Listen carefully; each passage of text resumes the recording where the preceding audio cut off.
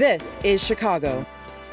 At the dawn of the 21st century, Chicago's media was dominated by a handful of major corporations. But a resistance movement arose to free Chicago's media from their clutches. One player in this movement is the Chicago Independent Media Center and its TV show, Chicago Independent Television.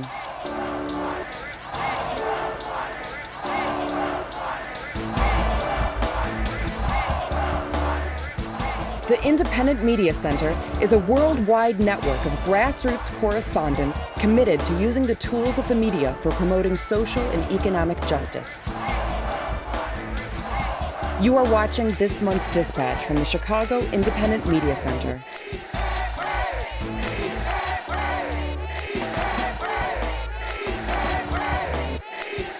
Welcome to Chicago Independent Television, a collection of progressive video reports produced free from corporate or commercial support or influence. I'm your host, Gwendolyn Chubb.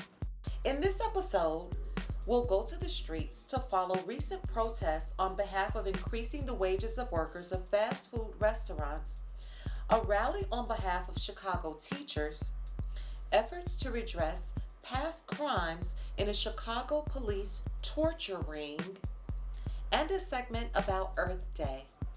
All that and more coming up. Stay with us.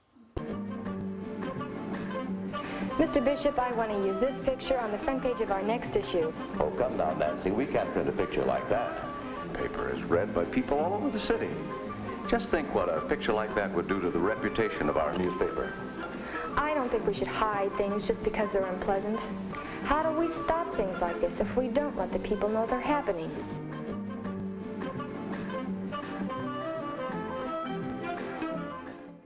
Welcome back to Chicago Independent Television. Efforts have taken off to unionize and raise the wages of workers at fast food restaurants under the banner Fight for 15. In this segment, we'll join a recent Fight for 15 protest.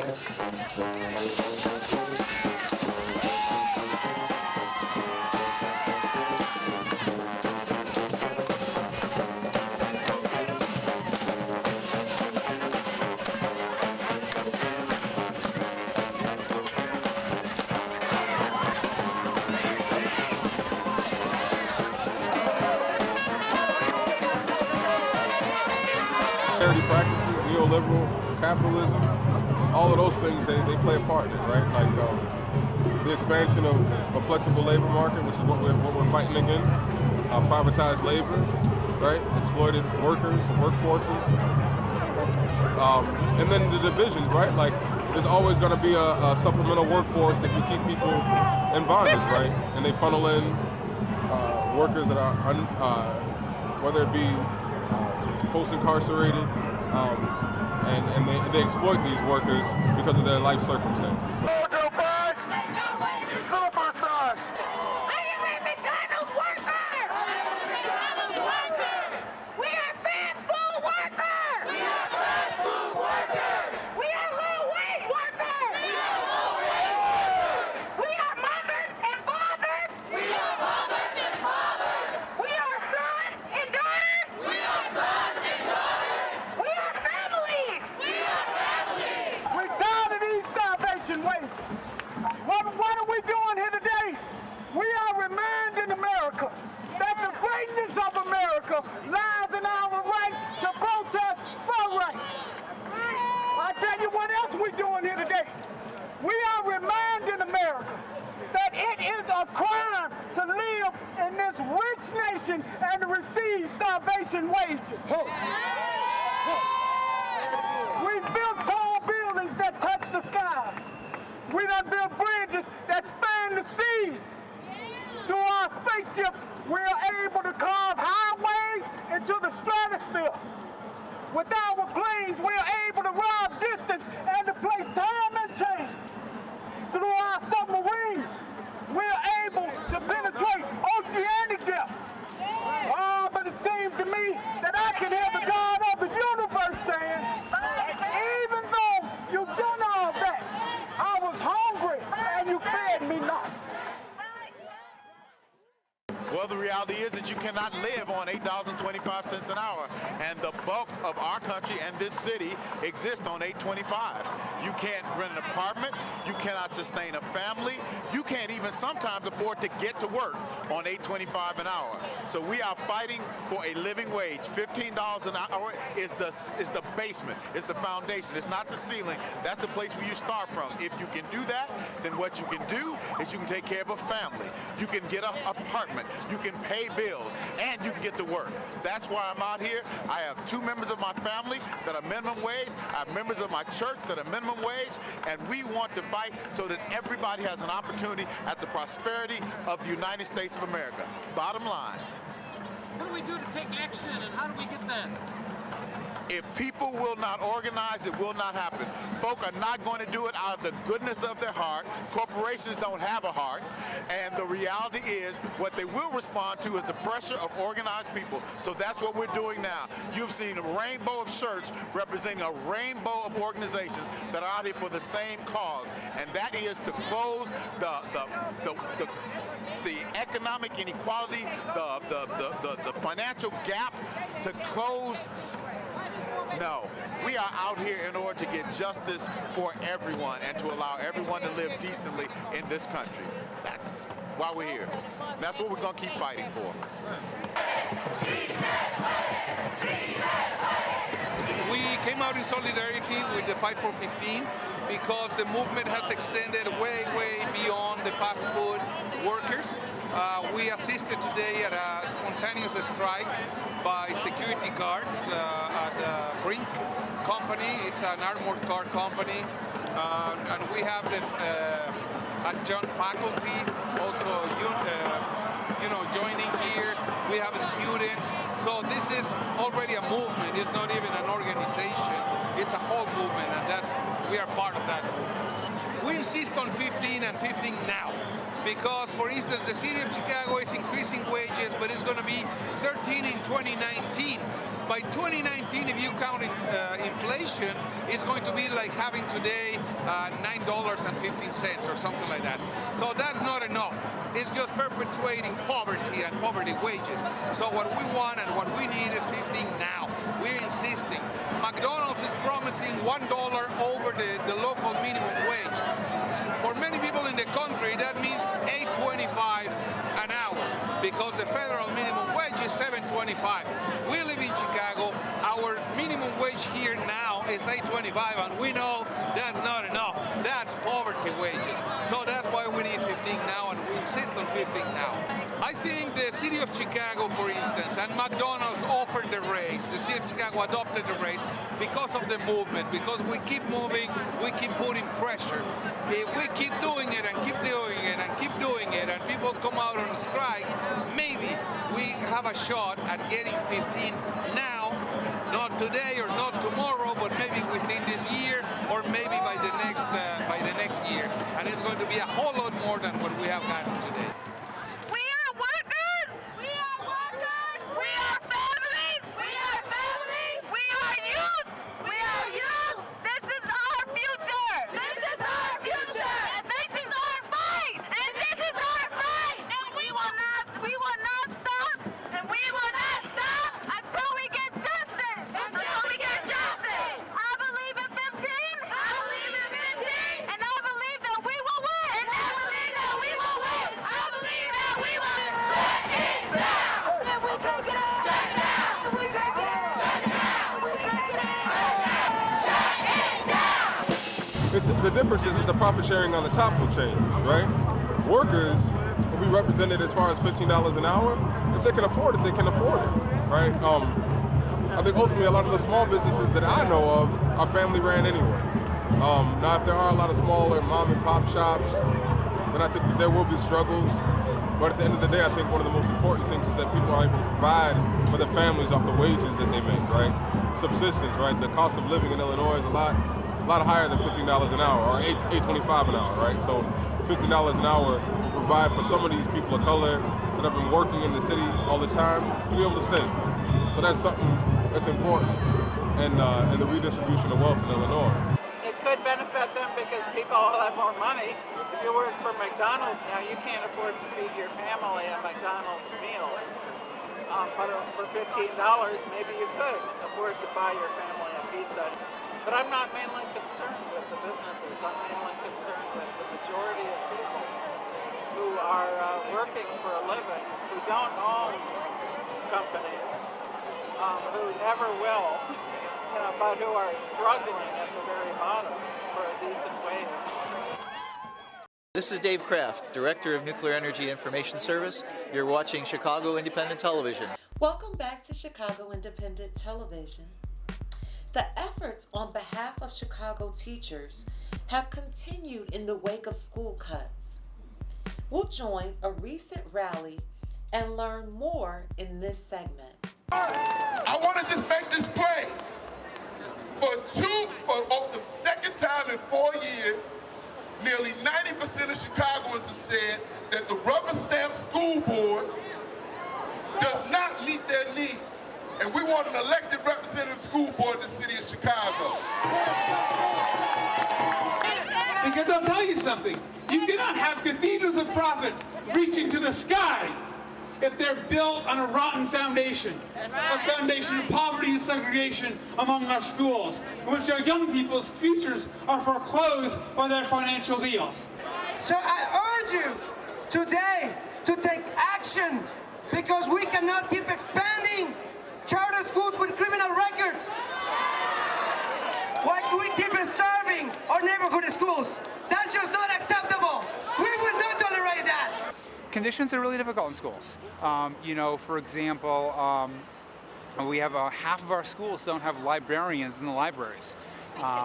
You've got situations where you've got like real violence in neighborhoods, and yet the schools where students go, maybe they lost an uncle, maybe they lost an older brother to gun violence, and there's not even a counselor in that school who can provide counseling services. Those counselors are being used by their principals to administer tests, high stakes tests, or basically do administrative paperwork tasks. So we know that the same thing that's happening in Chicago is happening in New Orleans, where now you have an entire school district that's charter. It's happening in Philadelphia, Baltimore, Detroit. Now, a common denominator in all these cities is that the people don't have a voice. They don't have a voice to elect the people that can raise their taxes. And I just want to share with the audience real quick, everybody that's here, they don't have appointed school boards in the hills of West Virginia. They don't have appointed school boards in rural Tennessee or Alabama, but they have them in Chicago. They have them in Detroit. They have them in Philadelphia. They have them in Baltimore. Everywhere where the majority constituency are people of color, we are losing our democratic right to hold people accountable. And so that puts a lot of pressure on people who go into work in those schools every day. And then there's a crushing workload in which there's a tremendous amount of pressure to put on educators to raise test scores of kids, but they're not given the resources that they need to do that work. So it means that people feel disrespected, they feel pressured, and we're really out here to try to talk about how we can improve some conditions in schools. While we're here today, we know that our TIP dollars keep draining our schools, our neighborhoods, to fund private projects for the very rich. When the Board of Education closed 50 schools back in 2013, they told us that they were doing it to improve the educational lives of students. That's a lie. It hasn't happened. What we've seen is that overcrowding has grown, so that where students once went to school where maybe there were 20 or 25 students in a class. Now they're in schools where there's 30 or 35 kids in a class. We've seen that the resources that which they promised to add to those students' education lives were never delivered. And we think that those closing schools really tore the heart out of many neighborhoods. You hear this story all over the city, about the impact of about school closings on receiving school. But that's not what you see in the newspapers, is it? That's not what you see in the press clippings, is it? That's not what you see in the sound bites, is it? So I just want to make sure that you all understand that this is the launching of a campaign. We are serious about 50 sustainable community schools, and we are serious about an elected representative school board. This has been a rally with the CTU and also with a number of community groups and an organization called GEM, Grassroots Education Movement. Includes community partners from around the city. And we're here because we're trying to call attention to what our schools need and some things that our city needs in terms of funding. We want to see high quality early childhood care in our schools. We'd like to see the end to the prison to the school to prison pipeline. We'd like to see some commitment of resources into community schools. In short, we're trying to talk about we talked about the schools Chicago students deserve. We want to talk about the city that our students deserve. Chicago has become ground zero for what we are seeing all over the country. The education system is being overrun by so-called reformers who are putting profits ahead of education and special interests ahead of students. In which those schools were critical institutions in those neighborhoods. You remove it, it destabilizes the neighborhood. And we actually lost almost 1,000 students out of the system entirely when that happened. We must take this fight to the city because this is our community and these are our schools. And then we think that we need to ask the wealthy in our society to pay for it. That we live in the wealthiest society in the world. We shouldn't have we shouldn't have schools where there's third world conditions. We should have schools where the sons and daughters of the working class in the city have schools that are as good as the schools that the sons and daughters of the elite have. People who was once segregated are now working together. Communities where we never looked at each other. Now we're sitting in the same room. Sustainable school communities is what's needed. Thank you. School. What do we want? When do we want it? What do we want? When do we want it? So if we don't get it, if we don't get it, if we don't get it. Welcome back to Chicago Independent Television. Victims of a notorious Chicago police torture ring have called for reparations from the City of Chicago and the Chicago Police Department. In this segment, we'll join a recent protest calling for reparations. We already got the majority of the aldermen who have signed on for reparations. Mr. Mayor, why aren't you signing on? Why aren't you saying, yes, let's make it happen. Let's make it happen this year, not next year or sometime in the future. Because as we know, the future is not promised to anyone.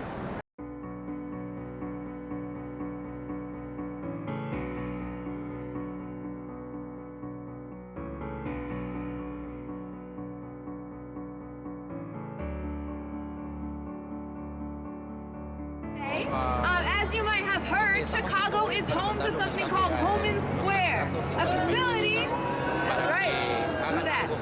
This is a facility that is disappearing our people unconstitutionally, where they are being shackled, they are being beaten, and they are not being given their access to a lawyer. It's not right, right? We want that thing investigated, we want that thing shut down, but we also understand that this isn't actually that much of a surprise.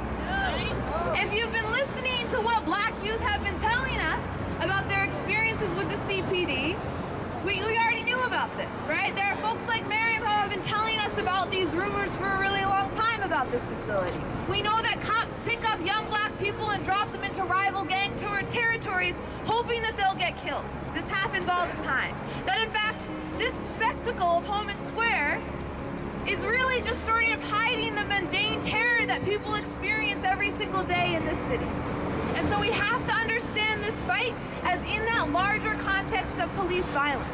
That it surrounds us, it becomes the new normal for us to not even notice the abuse that Black bodies experience every single day. We also have to understand it's not new, that this goes way, way, way back. I just found out the Chicago police were founded in 1835, before slavery ended. And so we know that the police come out of the slave patrols. That is what this institution comes out of. So we have to understand that, and that's what we're going to be talking about today. Thank you, everyone, for coming out here in this cold weather downtown tonight. But this is an inspiration. This shows that people power can make a difference. You know, whether it's warm, whether it's cold, if there's an injustice being perpetrated continuously, then it's on us to make the difference. It's on us to stand up, to come out and to say, no more, no more. I said a couple of months ago before the primary was over with, Mr. Mayor, you cannot take the people for granted. You're going to have to deal with issues that you really don't want to deal with, such as reparations, such as police torture, such as the racism that exists here in the city of Chicago, which is alive and well. And again, we're saying, Mr. Mayor, primaries are over with. We have spoken. You did not get 51%. You're in a runoff now. You're going to have to deal with us. You're going to have to deal with this. You're going to have to deal with all of us. That's right. We make the difference now. No longer are we silent anymore. Reparations will come to Chicago. Reparations will set a precedence throughout the United States for other civil rights leaders to come to Chicago and say, how did you do it? We did it with people power. That's how we did it. So please, whatever you do, don't stop. Our movement has become not only from the past to the present, but to the future. All the youngsters that are here today, you are tomorrow. And because of you, we have the inspiration to tell you what it is that needs to be done here in the city of Chicago. Mr. Mayor, if you are serious about wanting to be the caretaker for another term, then you're going to have to come to grips with reparations. No longer can you sit on the sideline and say, well, the atrocities was wrong, and I'm sorry, but it didn't happen on my watch. A lot of things didn't happen on your watch, but you're taking credit now for turning it around. So if you're taking credit for that, then you must take credit for the atrocities that existed before you came into office. And all we're asking you to do is what is right. That's right. Reparations, getting a police department which is sensitive to the needs of the communities is something that is not far-fetched. It's something that can be happening now. So we're saying, Mr. Mayor, if you think that you can still ease on in there for a second term, I think you've already had a wake-up call. Already. You did not win by 51%. You didn't even win by 50%. You won by 49%. Now, that's a huge difference, especially when you got the president and other distinguished people coming in voting for you, but yet you still did not galvanize the majority. Why? Because people are waking up. This is Dan Lin from the Illinois chapter of Normal, and you're watching Chicago Independent Television. Welcome back to Chicago Independent Television. April 22nd marks Earth Day in the United States. Here's a segment on recent Earth Day efforts in Chicago.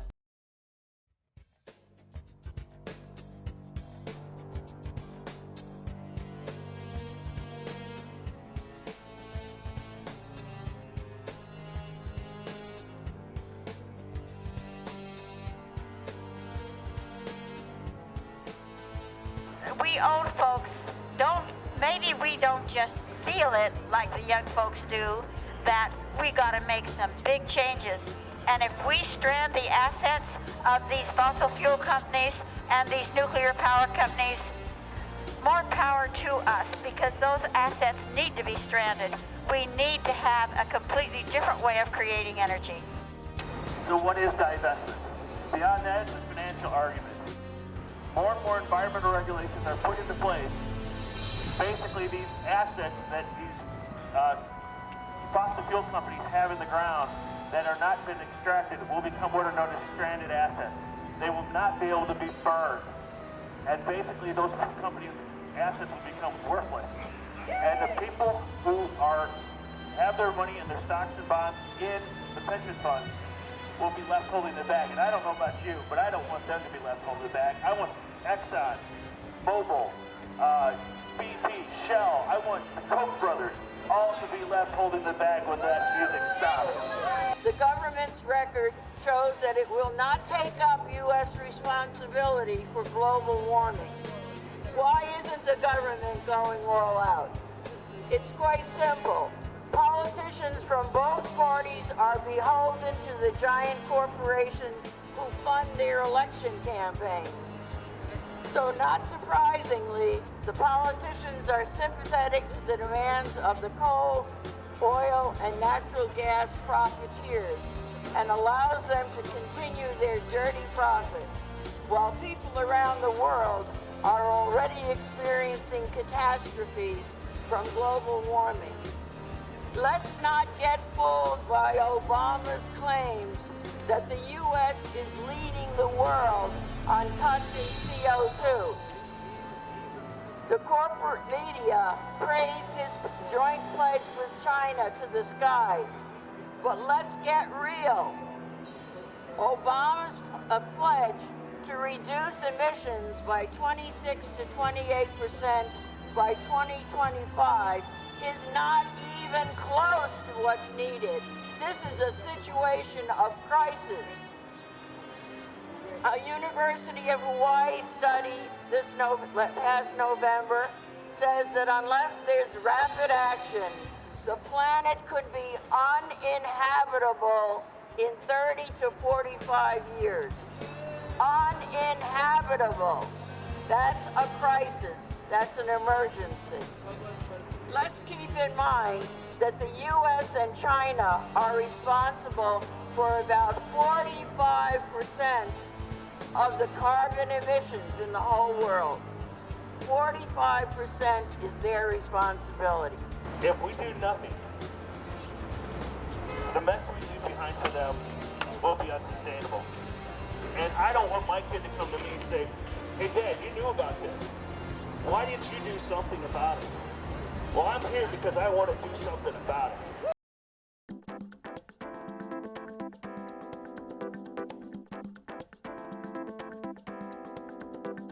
This is Jeremy Scahill, and you're watching Chicago Independent Television. Make ChicagoActivism.org your homepage. All the news, events, and contacts for activism in Chicago. The Chicago Activism News aggregates content from over 100 activist organizations from around Chicago and Illinois.